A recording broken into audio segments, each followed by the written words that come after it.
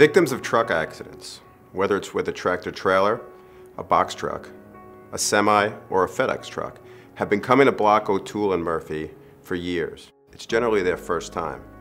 They're scared, they're nervous, they don't know what to expect.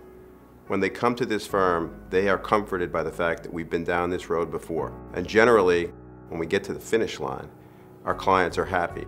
Truck accident cases are different from other accident cases in that the instrumentalities involved in the trucks are different, the technology on the trucks is different, the obligations under the law that run to the truck drivers are different. At Block O'Toole and Murphy, we have lots of experience in these type of cases. We know exactly what computer searches to run on the vehicles. We know exactly what kind of documents to request from the trucking company.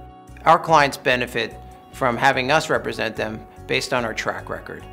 There's no learning curve for the defense when they see that we're involved in a case. When they see our name involved, they know that it's a big case, they know that we're a powerful law firm, and we're going to get every nickel that the client is entitled to.